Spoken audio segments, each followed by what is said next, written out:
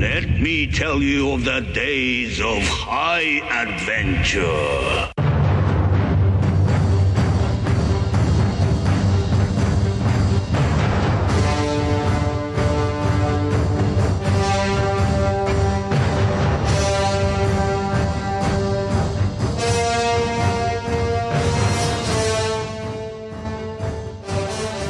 Hello, I'm Kevin. And I'm Mike.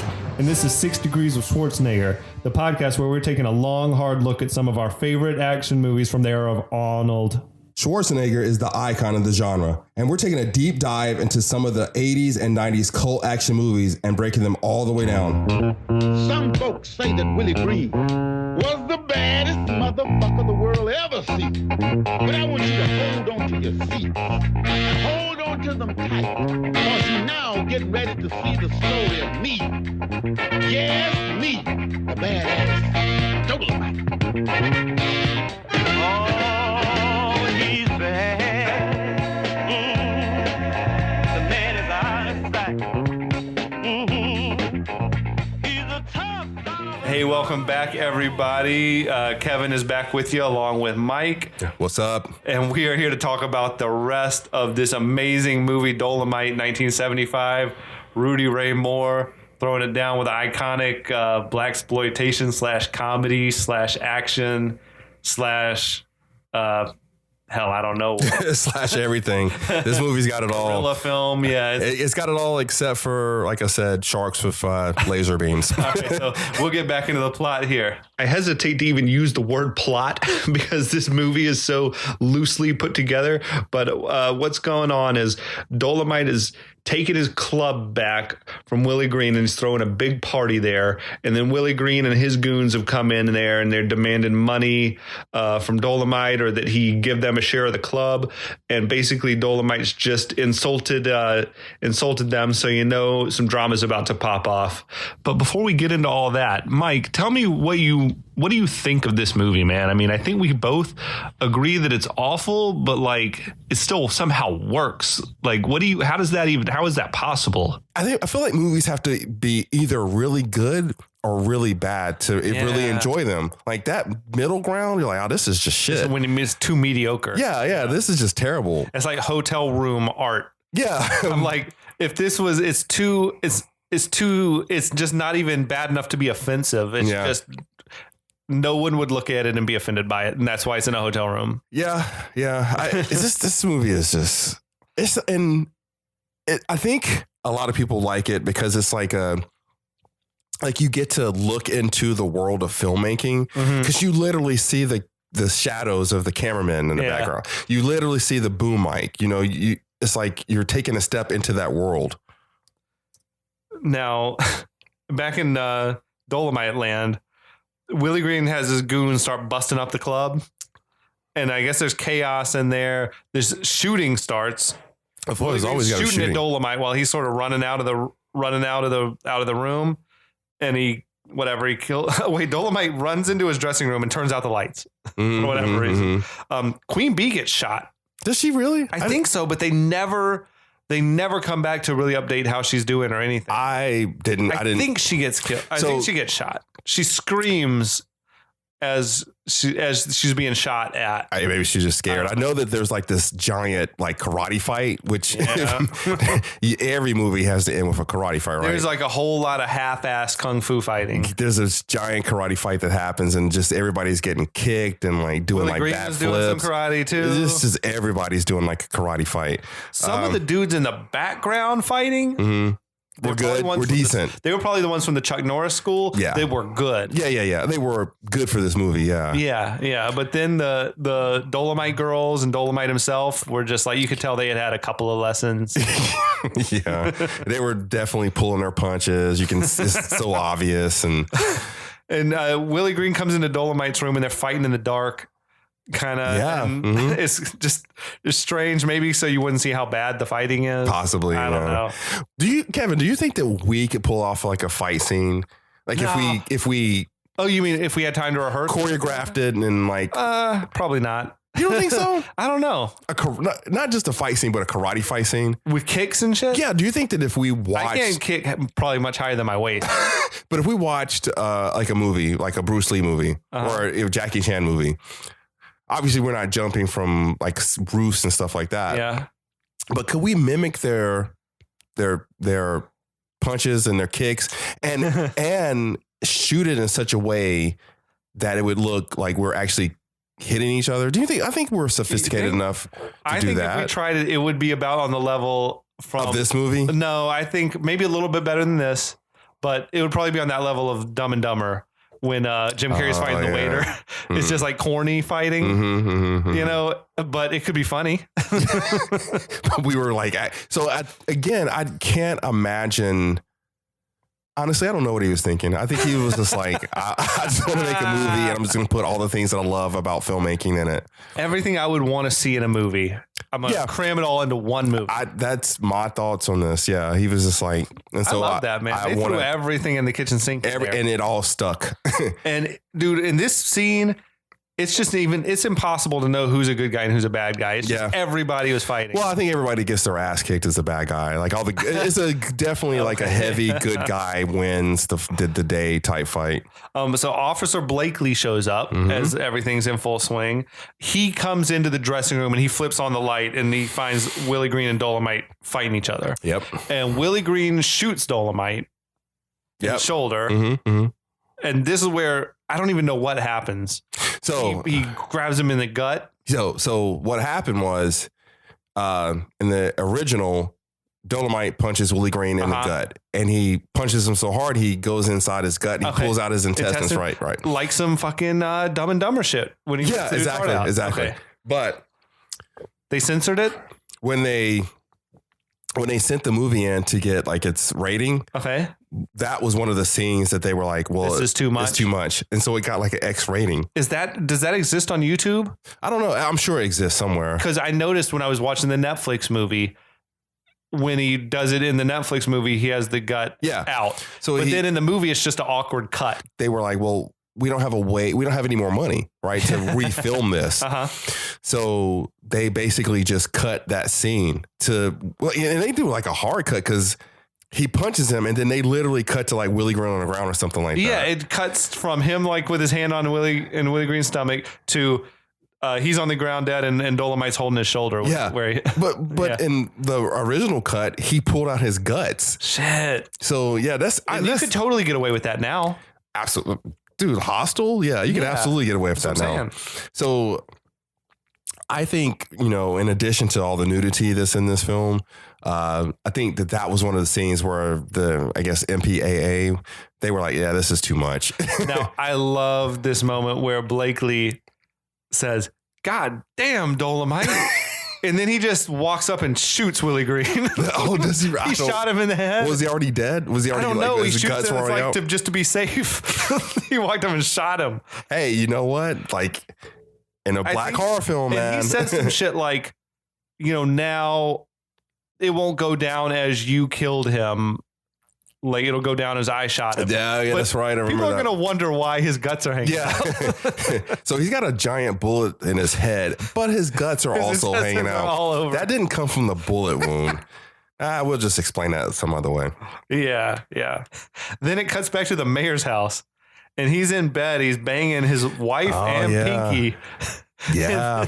And he gets a call from the mayor. Is it his wife and Pinky at the same time? Yes. They were both in the bed.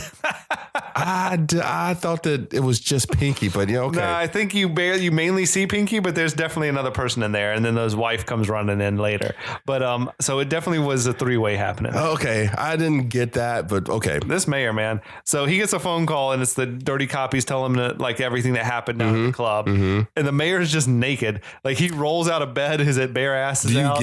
Do you get extra money for like doing a nude scene like that? Because he is like he is just naked. Like, I don't think you see the front, but you see a whole lot of mayor ass. I'm pretty sure Rudy Ray Moore was butt naked in some of these earlier scenes too. So, but yeah, this dude is like naked. But he tells the cop that he better find Dolemite and kill him.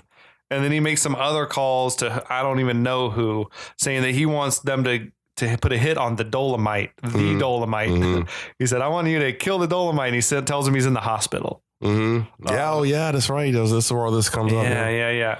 That's when Pinky comes in. Pinky walks in with a gun on the mayor. I don't know why. Yeah, so I remember the mayor was butt naked. I remember the mayor was like, I didn't remember him having a threesome, but this bit was like a quick reveal that maybe Pinky wasn't so bad because she comes in and she's mad at him like you used me and you killed my people. But Pinky was the one that had been bailed him out. Well, she was the one that was initially with Dolemite, and then when Dolemite went to jail, she went to WIllie Green. Went to WIllie Green's stable, but WIllie Green's working with the mayor. Yeah, so I imagine the mayor was probably like, but I think she also perhaps helped them frame Dolemite. Yeah, and so, but Pinky was like Dolemite's main girl, yeah. And so Dolemite had, remember he had that whole scene with her, kind of like Austin Powers, where he has he does the thing with the robots. He's got that much sexual charisma with him. So Austin Powers is Austin Powers would have loved Dolemite. Yeah, absolutely. I totally agree. The same type of character. I totally agree.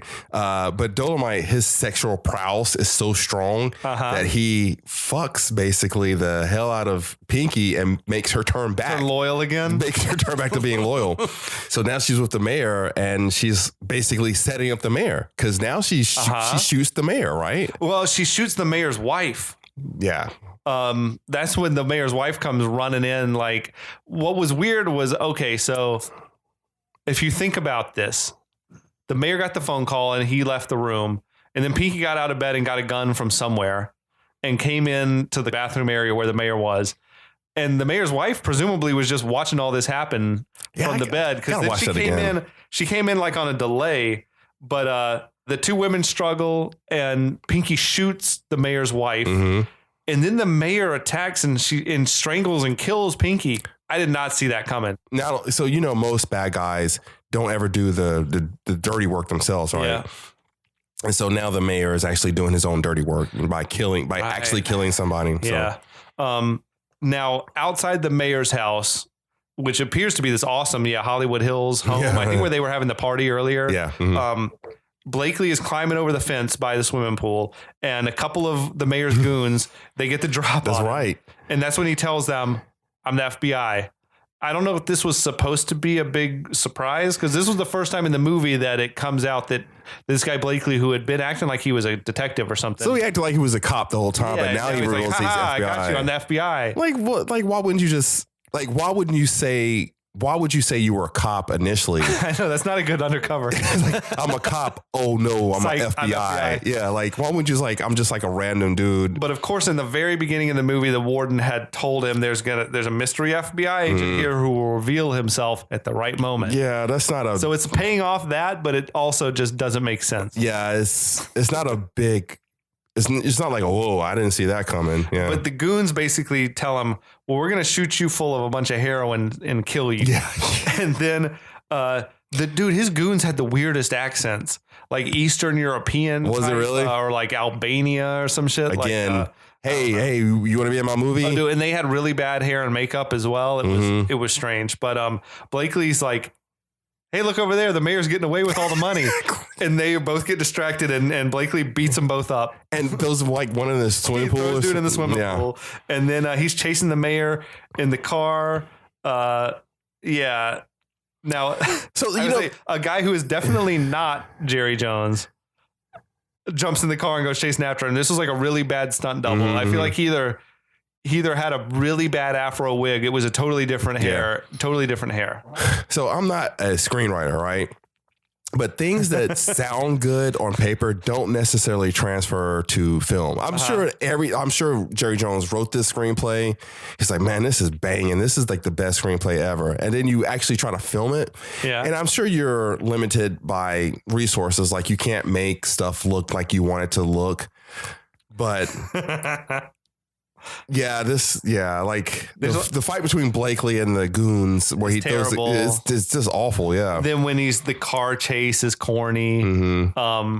Yeah, there's so much. It's just, And then they get to the airport. he chases him to like a small airport. Yeah, and then he shoots the mayor on the wing of the airplane. Mayor's up on he's trying to get on the into a plane to get away, I guess, and Blakely shoots him and kills him. And the plane's not even like cut on. It's not even like.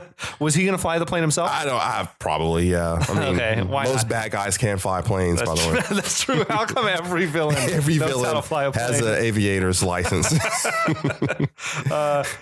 Okay, so that's curtains for the mayor, I guess. Yeah, he's and dead. now back at the hospital, Blakely is there and he's telling Dolemite that there's a contract out on his head. And Shy is there for some reason wearing a nurse's uniform. Mm-hmm. And First off, don't you think the movie should have ended at the club? This is all like extra. Like it is. This is like 30. How short would that movie have been without this stuff? Though? True, but this is like 25 minutes of stuff that didn't need to happen. This is the shit that could have been in the sequel, I guess. Yeah. This is like, The club. this should have is been the definitely climax. where you're like, oh, the movie's over. Oh, wait a minute. No, we got 25 more minutes. He pulled a Hobbits on us. And then, I don't know why Shy's wearing the nurse's uniform, whatever. Well, it's important later, but anyway, Blakely tells Dolemite that he's FBI, and Dolemite tells him, I thought you was just another one of them jive ass Rudy Poo cops. I mean, love this shit. I don't know why more of his lines aren't like in everyday Well, that language. Rudy Poo, The Rock used to say that a lot in Did his he really? wrestling days. He would call like someone a Rudy Poo candy Are you ass. serious? Yeah. I didn't know that. I don't know if it was I never heard the expression before though, because I had not seen Dolemite at the time. So I can see where The Rock's dad would watch a lot of dude. Dolemite. Absolutely. So I can see where The Rock would grow up Rock with probably that. grew up watching that stuff. Probably, yeah. I mean, yeah, I can see that. I thought you was just another one of those jive ass Rudy Poo Rudy cops. Poo cops, man. Like that, like you call somebody a Rudy Poo, like how are they going to come back on that? You're speechless. Exactly. You're just like, you're devastated. When someone calls you rat soup eating, there's nothing you can say to that. You're speechless. You're like, there's nothing. I got nothing. It's like an 8 Mile when you just freeze up when somebody hits you too hard. You just turtle. You It's like, turtle up. I lost that one right there. I'll take an L on this. This dude just called me a rat soup eating motherfucker. Like I'm done. So Blakely tells him he thinks he knows who put the contract on him, which is stupid because at this point, WIllie Green's dead and the mayor's dead. Yeah. That's the only two it could have been, right? Yeah. But I mean, they had still put the contract out on him, so it doesn't necessarily But why is he making it like a mystery still? You know? Oh, I think I know who put the hit on you. Yeah. But he's like, I have a master plan to solve it. Again, this is probably where something was filmed before and it got put in later. Also, because all this whole scene seems like, oh, dude, very unnecessary. And there's a moment, I swear to God, where it seemed like Jerry Jones must have forgot his line because there's just a bit in the middle of the scene where there's just a very long pause, and then he starts talking again. Yeah, I mean. Or either he forgot his line, or whoever he was talking. I guess Rudy supposed to have a line, and Rudy Ray Moore forgot his line. Somebody forgot the damn line. That's where they're like, first take, print it, put it in the movie. Like we don't have enough film. Enough. We don't have enough film to do this again. So now we see why Shy was in the nurse's uniform, because she's pretended to be the nurse out at the front desk, which is, of course, stupid, right? Because he hadn't even told them his plan yet, and she's already in costume. Yeah, but doesn't she? So like the three goons come in, right? Yeah, and exactly. they look like goons. And Shy points them towards the room. Here's the funny thing: they walk up to the door and they look in, but Dolemite was hiding behind to the side. You can see Dolemite looking at them, looking in the door. He's just like behind the door, so maybe they can't see him. I don't know. Maybe they he's could definitely see him. But he's definitely in frame of the shot. He's in plain sight. He's Fine. definitely there. Fuck it. He's in plain sight. They could totally just walk in. They're like, the bed's empty. There's a guy who looks like Dolemite standing in the corner. Well, why wouldn't you have them walk in first and then have him come out? Like he was like there when they walked up. I feel like they were shooting on a very strange set, I guess, because the blocking of none of these scenes make They were definitely like show, don't tell. But yeah, he sort of gets the drop on him because he was hiding behind the door, and then when he proceeds to just start to fist fight 3 guys with guns. Yep. And he's wounded. And then Blakely bursts in and shoots one of them. Yep. And Dolemite's like, just in time. Thanks, baby. It's all so strange. Yeah. Like, was that the master plan that that Blakely was talking about? Because that was a terrible plan. It was to take care of the hit, I guess. It was like, I got a master plan. I'm telling you, guys with guns are going to come in and you start fist fighting them. I guarantee when they wrote this movie, this whole scene was early in the movie. But you know what, dude? Every movie, like every Rambo, every Schwarzenegger movie are like this, where he's one guy with a machete or something. He's fighting a bunch of dudes with machine guns, you know? True. Like, those movies are no more realistic than this. But what I'm saying is, why would you have the henchman? Like, the end of the movie should have ended with the mayor, right? Of course. Or WIllie Green. It should have been in the club. It should have been in the club or with the mayor or something like that. It shouldn't be with the 3 goons who we've never seen ever in this movie. A bunch of henchmen. Yeah. Wait, wasn't one of them the main dirty cop?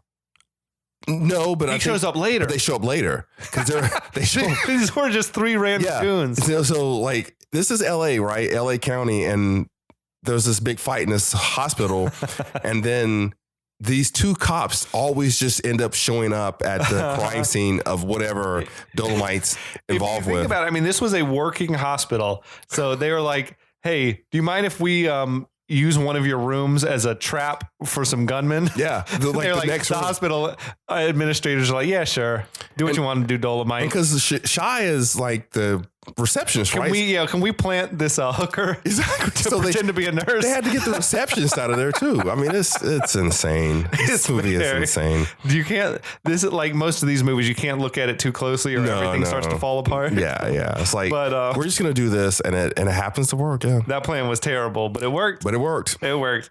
And then Blakely says, "There's more to come, so sit tight. I'll be around." And then I'm surprised he didn't vanish. And then he just goes and he stands in the corner of the room, like he's in the room. "I'll be around, right over here where we're in plain sight. I'm gonna hide behind the curtain." But like wait a minute. He never left the room. I swear to you, he never left. He didn't walk out the door? No, he walked back behind the camera into the corner of the room, like back by the window. Oh, okay. And then that's when the 2 main crooked cops that we've been seeing throughout the movie, they show up dressed, I guess, as like gangsters. They're in street clothes. Yeah, they were like, aren't they in all black, I think? Yeah, they were kind of dressed like not like in their uniform. Yeah, they're definitely coming. Yeah. And Dolemite basically is just standing there, you know, unarmed.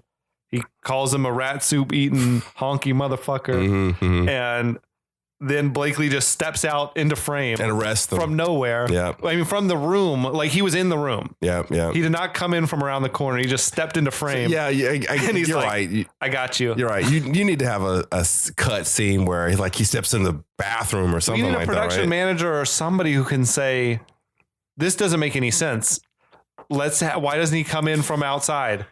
Yeah, but I think the problem with this is that the cameraman was also the script supervisor, was also the lighting guy. They probably didn't have time to move the camera to another setup and stuff like that. It's like, no, we just got to do with this. Yeah. Like the hospital, we only have 3 lights. The hospital said, you've got 2 hours to film this. And exactly. So I wonder if they had a permit to shoot in there. I wonder if it was probably not even a real hospital. Don't you think? It'd be hard to get this type of production into a real hospital. So is it a real hospital? So that's a good question. Is it a real hospital versus them having the money to make it look like a real hospital? You know what? Dolemite, Rudy Ray Moore probably knew a couple of nurses that could maybe sneak him in the middle of the night to shoot. I'm going to go with that. Because there's no way they had the budget to make a set that looks like a real hospital. Unless he again, it was filmed in LA, so he might have known somebody that knew a set. That had a set. Anything's possible. Now, I like this moment where then Blakely just sort of steps out and a couple of other uniform cops come in, appear out of nowhere, take them away. And it's a couple of black dudes, a couple of black cops, which I thought was a statement. Yeah. Of you don't just have more white cops arresting the crooked white cops. I thought I thought they were saying something. I don't know what. I don't know what they were saying. It could have been one of those things where you don't know. Or you can only trust the black cops. I don't know. I see what you're saying. I can't say that Jerry Jones was trying to make a statement by having 2 black cops arrest 2 white cops. It's very possible. It When he should have been cast some more it, FBI guys, maybe. it should have been a lot more stuff, but there wasn't. So we're just gonna go for what we got. Yeah. But they arrest the two guys, and I thought this was probably one of the better acted scenes too, because it's a long shot where they arrest the guys and they're on the hallway. They're in the hallway and they're going back and forth with each other, like, oh, I told you we shouldn't do this, and it's a pretty good scene. Out of all this movie, it's probably one of the better scenes. the arrest, because I think that you can tell where there were real actors in the movie, and this was one of those. There's probably a couple of dudes that Jerry Jones knew. Or something probably. Plays or something I'm pretty like that. sure like the lead bad cop he had done like Sanford and Son. Familiar to me. He had done like Sanford and Son, Jefferson, stuff like that. Okay. So he had been around. He had done stuff. And then it cuts to I guess sometime later, like next week. Yeah. For some reason, Blakely has shut down Dolemite's club. He just says, "I guess you can understand why," but I don't really. Other than maybe it's just a massive crime scene. But you can't just shut the club down because some bad guys came in there. Well, I mean, he's still... Maybe it was a whorehouse, I guess. I mean, yeah. Was it a brothel? So here's the thing. Like, Dolemite's not the good guy. He's the anti-hero, He's not a good guy. So, yeah, you still got to shut the brothel down. You can't just let that roll. Yeah, that's true, I guess. But then Blakely asked Dolemite, what's he going to do now? And he says he's going to go back to the Black Land. Does he mean like Africa? You mean? Is that what it is? I guess. I doubt it. I don't know. Maybe he meant St. Louis or something. Yeah, he said, I'm going to go back to the Black Land, but I will return. It was kind of like a James Bond type ending, right? And and it just cuts, and it cuts to the hard cut of those two, like a still frame of them just on screen, right?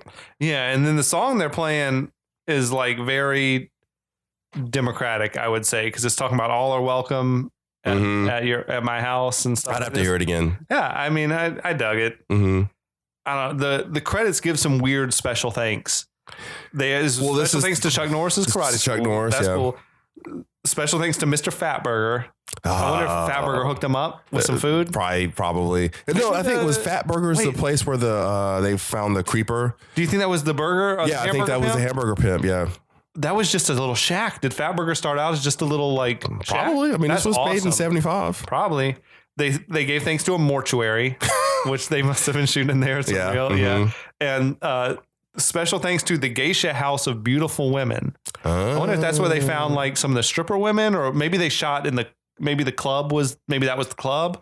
No, the more I think about it, I think the club probably was shot in the hotel, like in the big ballroom in a hotel. Yeah, I could see that. This rundown hotel. I think because they wrecked that place. Yeah. I think the geisha women were just like, he needed a bunch of beautiful karate women. And hey, you want to be in my movie? I think that's what I love that. Yeah, in the Netflix movie, he was just in the strip club, like recruiting women, basically. I'm sure a Dolemite girl. I'm sure some of the girls were people he knew, but when you need like a army, then you're going to have to go to the geisha house.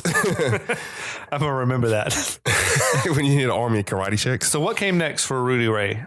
There was a sequel they did right after this, right? So yeah, right after this movie came out, in 76, he released The Human Tornado. Did you watch that one? I haven't seen that. So it was another Dolemite movie though. He was playing Dolemite. So I know he did several sequels. He did many years later. He did some more. He did Human Tornado. He did The Return of Dolemite, and I think he did one called Petey Wheatstraw, where he plays like a Dolemite character, but he's not Dolemite. That's like Red Sonja, where Arnold's not Conan, but he's a Conan-like character. He's not Conan in that movie? No, I think they didn't have the rights anymore to Conan name or something, some dumb shit. Where they had, so yeah, his name was like Gunan. I did not know that. Yeah, but I mean, clearly he's supposed to be Conan. It's like that. What is the Never Say Never Again? Where he plays James Bond, but it's like kind of a fake ass. It wasn't done with the real blessing of the real James Bond like production team. And Felix Leiter was not. Yeah, it was just a strange like kind of bootleg. Like movie. I think Q wasn't the same in that. Yeah, everything was. It was like it was a knockoff. It was basically it was like a bootleg, which is funny because that's probably one of my favorite James Bond movies. You like that one? Love that movie. I thought Sean Connery was too old to be doing it at that time. Older than Roger Moore, and like he might have been about the same age, but he just didn't have. I didn't feel like his heart was in it. Really? I didn't think so, but it wasn't also just a straight up remake of Thunderball. It was, yeah. Same plot. Literally the same plot. Yeah. But yeah, I think so a lot of the films that I enjoy came out when I was a kid. Yeah, that's a lot. That goes a long way, right? If it's something you saw a lot when you were young. like that age, then you have a special place in your heart. There's definitely some bad movies that I love, but it's because I used to watch them every weekend when I was little. Yeah. So I think that's probably why Dolemite is such a good movie, because first of all, it was one of the rare black films that were out. So were you able to watch this movie? Was it coming on TV on a regular basis? So I'd never seen Dolemite as a kid. I saw, and it's not like my dad watched it or anything. Yeah. Like you didn't hear about it like in whispers or anything like that when my parents would have friends over. You didn't hear about that kind of stuff. So where did you find it? I heard about it in college. I'd heard about it in college, and I can't, pinpoint right when I heard it. A bootleg VHS or something like that of it? I don't even remember. I honestly don't remember, but I do remember seeing it, and I didn't even see it in college. I remember I'd heard about it, and this was after college, and I was still living in Chapel Hill. I was like, man, I've heard about this movie so much. I have to watch this film, right? Okay. And did you love it when you watched it? I did. I remember really liking it. And laughing at it and loving it. For all the reasons that I enjoyed it this time around were the same reasons that I enjoyed it that time around. These movies, the blaxploitation genre, was that as an African American, like, is that something that was empowering to see these movies?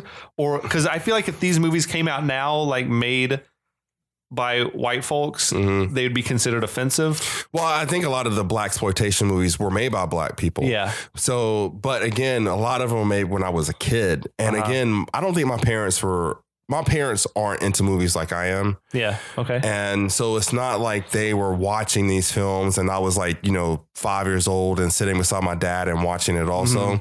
A lot of this stuff came after, like a long time after. Okay. And it's kind of funny how I love movies as much as I do, because it's not like my parents aren't movie people. Yeah. For instance, I remember when Return of the Jedi came out, and how old were you? 12 when it came out, or 11, 12, something like that. So old enough, did you go to the theater? Absolutely. That's rad, dude. Can you? Yeah, it's like going to the theaters and seeing Return of the Jedi, like uncut. Yeah. Had you seen the others already somehow? Yeah, I'd seen it. Yeah. How? There wasn't even VHS at that time, right? Were they on television? So I probably saw Empire on HBO or something like that. And I don't even remember how I saw Star Wars, because I was way young. They had to have been on ABC, or even if there weren't cable channels and stuff like that. I bet they were on television. I really honestly don't remember, but I know I know by the time. So Return of the Jedi was when I knew what was going on, right? Yeah. And which is funny because I think Empire had just come out like 2 years prior, right? But yeah, I remember going to see Return of the Jedi, like, if not the day it came out, definitely like the weekend it came out. Did that blow 12-year-old Mike's mind? Yeah, it did. Like, I went and saw the special effects in that one were so much better than in either the other two. I'm pretty sure I went with my dad. So I remember going to see it with my dad one night and with my mom like the next night, and I think my dad fell asleep. Oh, that's too bad. one of those movies. But yeah, like, these are movies that, when you're that age, they just stick with you, which it makes me think of kids today. Are these new movies sticking with them? I don't know. Like, this the whole, cell phone age and iPods and iPads and short attention span. Yeah. And there's always the next thing. Yeah. It would be an event when a Star Wars would come out, or like Superman the movie. Exactly. And now it's like there's 5 to 10 comic book movies that come out every year. Exactly. So yeah, getting back to Dolemite, I think that when Dolemite came out, it was like an event, because, like you said, because it was so rare to see black faces up on the screen, and one that would really break through like that. Yeah. So, I think that Rudy Ray Moore had like a real underground following, and the Netflix movie plays it like to start. Mm-hmm. He just had one copy of the film and was just going from town to town until a distribution company said, "Hey, we'd like to make a bunch of copies and show it in a bunch of cities." And Rudy Ray was a wise enough businessman to recognize that's the way to get the most people to see it without me having to go town to town. I want to say this movie made like $5 million, which off of a hella small budget. I mean, I don't remember his budget, but let's just say it was It had to be under $1 million. It had to be probably under 100,000. I was about to say under 100,000. Yeah. Yeah. So that's a pretty good return, right? No doubt. And I mean, we're still talking about it today. So Absolutely. That's stood the test of time.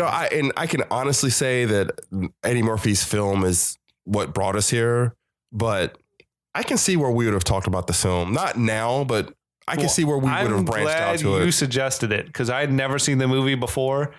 And I feel like I was missing out. No, it's just so much fun. So yeah, if you haven't seen it, and you probably haven't, like check this shit out because this movie will make you laugh and it'll make you cheer. It'll make you appreciate film. It'll make you appreciate like good films. Yeah, it'll make you appreciate bad films. It'll make you appreciate hard work. Yeah, dude, a hustle, man. It'll make you appreciate Rudy Ray Moore and his passion for becoming a star. He did not have leading man looks. He was not Billy D. Williams looks or chops. Anything like that. He just, but he was a hard working dude with a lot of talent and charisma, and he made it happen. That's right. So thank you, Mike, for suggesting this one. I'm glad to be back in the saddle with you. I mean, I want to do another one, so. Oh, we're going to do it, man. Okay. All right. Until next time. Yeah, absolutely. Next time, we'll talk to you later. Oh,